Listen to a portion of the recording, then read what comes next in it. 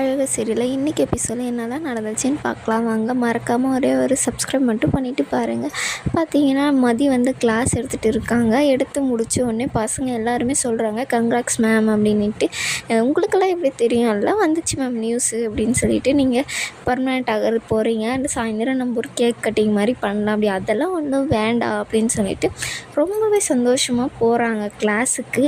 Class முடிச்சுட்டு அந்த அவங்க ஸ்டாஃப் ரூம் எல்லாம் இருக்கும் இல்லையா, அந்த ரூமுக்கு வந்து போகிறாங்க.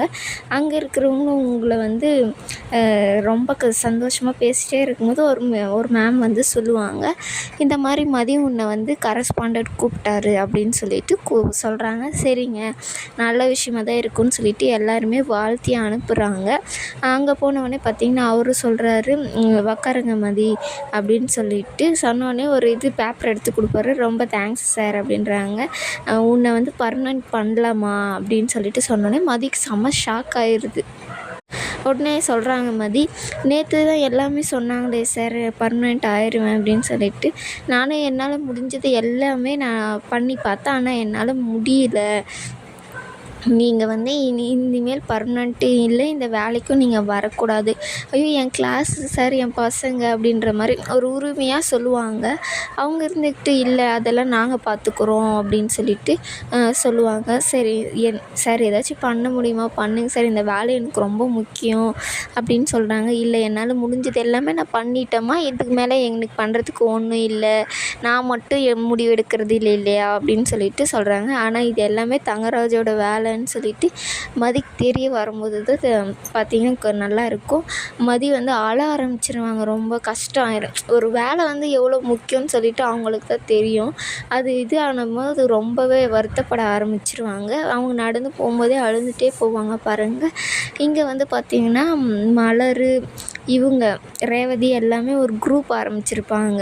ரேவதி தான் ஆரம்பிச்சிருப்பாங்க. நானே ஒரு குரூப் ஆரம்பிக்கணும்னு நினச்ச ரேவதி, நீ பண்ணிட்ட அப்படின்னு சொல்லிட்டு சொல்கிறாங்க. நம்ம 2 பேர் தான் இங்கே சும்மா இருக்கோம் மலர் அண்ணி, ஆனால் மதி வந்து வேலைக்கு போதோ அவளை வந்து நம்ம டிஸ்டர்ப் பண்ணுறோம் போல் அப்படின்னு சொல்லிட்டு சொல்கிறாங்க. ஆனால் இங்கே மதி வேலை போயிட்டு உக்காந்துட்டு அழுதுட்டு இருப்பாங்க. ஏன் மதி பேசவே மாட்டேங்கிற, பார்க்குற ஆளே மதி, ஆனால் ஏன் பேச மாட்டேங்கிற அப்படின்னு சொன்னோடனே, இல்லை கொஞ்சம் பிஸியாக இருப்பா, இல்லை கிளாஸில் இருப்பா அப்படின்னு சொல்லிட்டு சொல்கிறாங்க. மதி வந்து பார்த்திங்கன்னா அழுந்துகிட்டே சொல்கிறாங்க, இந்த மாதிரி எனக்கு பர்மனெண்ட் கிடைக்கும் நான் எதிர்பார்த்தேங்க, அதுவும் கிடைக்கல, நான் டெம்பரவரி இருந்த வேலையும் என்னை வரக்கூடாதுன்னு சொல்லிட்டாங்கன்னு சொல்லிட்டு ரொம்ப கஷ்டப்பட்டு அழுந்துகிட்டே சொல்லுவாங்க. அதை பார்க்கும்போது ஒருத்தர் அவங்களுக்கு ரொம்ப கஷ்டம் ஆயிரும். மலருக்கும் ரேவதிக்கும், ஐயோ என்ன இப்படி நடக்குது, ஃபோன் பண்ணலாம் சொல்லிட்டு ஃபோன் பண்ணுவாங்க. ஆனால் எடுக்க மாட்டாங்க. ஃபோன் எடு, நான் உங்ககிட்ட கொஞ்சம் பேசணும் அப்படின்னு சொல்லிட்டு 2 பேருமே சொல்லுவாங்க. இல்லைங்க நான் கொஞ்சம் வேலையாக இருக்கேன் அப்படின்னு சொல்லிட்டு, இப்போ நான் பேசுகிற நிலைமையிலேயே இல்லை அப்படின்னு சொல்லிட்டு மதி வந்து சொல்லிடுவாங்க. ஆனால் 2 பேருக்குமே ரொம்ப கஷ்டமாக இருக்கும். நீ கவலைப்படாத, நான் உங்கள் கூட நாங்கள் 2 பேர் இருக்கோம் அப்படின்னு சொல்லிட்டு 2 பேருமே ஒரு ஆறுதல் சொல்லுவாங்க. அதுக்கப்புறம் மலர் வந்து சரி ஃபோன் பண்ணி பார்க்கலாம் மறுபடியும் அப்படின்னு சொல்லிட்டு பார்ப்பாங்க.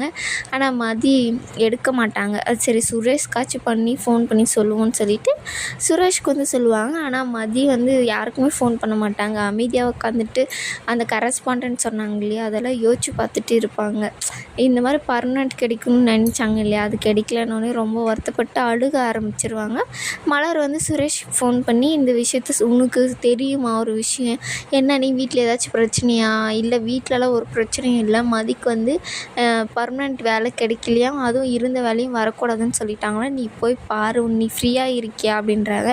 ஃப்ரீயாக தான் இருக்கேன், போய் பார்க்குறேன் அப்படின்ற மாதிரி சொல்லுவார். அவள் என்னைக்கு எனக்கு ஃபோன் பண்ணியிருக்கா அப்படின்ற மாதிரிலாம் பேசிட்டு சுரேஷ் வந்து மதியை பார்க்க போவார். அது ரொம்ப இதாக இருக்கும். அவங்க ஒரு கஷ்டத்தில் இருக்கும்போது ஒருத்தர் ஆறுதலாக இருந்தால் அது ரொம்ப நல்லா இருக்கும் இல்லையா. அந்த மாதிரி யார் உங்களுக்கு இருக்காங்கன்னு சொல்லிட்டு கமெண்ட் பண்ணுங்கள். இதோட இந்த எபிசோடு முடியுது.